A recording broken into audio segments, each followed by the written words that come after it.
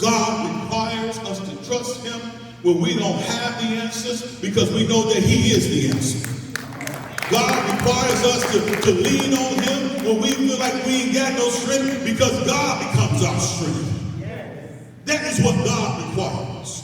So when we begin to move like Abraham, we have to understand that God calls us God called is a disturbance with divine direction. God calls us is a disturbance with divine direction.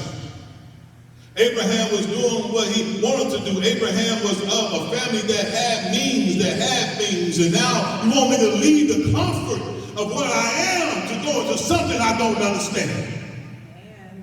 You want me to leave this fine life where my family got all these cattle and all these things, and you want me to leave here to go somewhere that you ain't even gave me a full vision of yet? Yes. That is what God requires.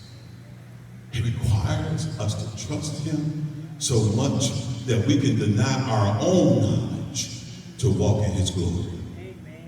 He requires us to move in a way that we totally surrender everything we are to him. Baby, you're going to have to give up some stuff. You can't go in there with the same attitudes, with the same disposition, thinking that God don't bless your mess. It don't work out like that.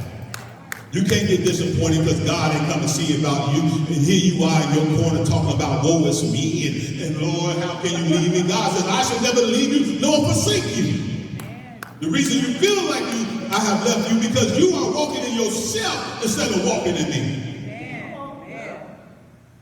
So God's call is a disturbance with divine direction. God tells Abraham to leave everything familiar, your people, your places, your comfort, and because he required us to say, listen, it's not about us. Sometimes we get in a place of comfort, and that's the most dangerous place to be. The hardest person to tell to walk in faith is those who think they have everything. Those who think their pockets are full. Those who think that why would I give up this 5-bedroom, 6-bathroom house? Do they make those? I'm assuming they do. I ain't got one. Why would I give up this nice car just to go and do what God called me to do? God says, listen, whatever I tell you to walk away from, you need to know I got something better in store. Now let me tell you a secret. His better may not be a bigger house, but his better may get to give you just a little bit of peace that you didn't have when you had that big old house. Just a little bit of peace. I understand that because sometimes when we begin to move in self and we buy these things that God ain't told us to buy, we try to tell God, help me pay these bills. God says, I didn't make those bills, you did. I didn't tell you to buy that condo, $1,200 condo. I didn't tell you to do that. You went and bought that.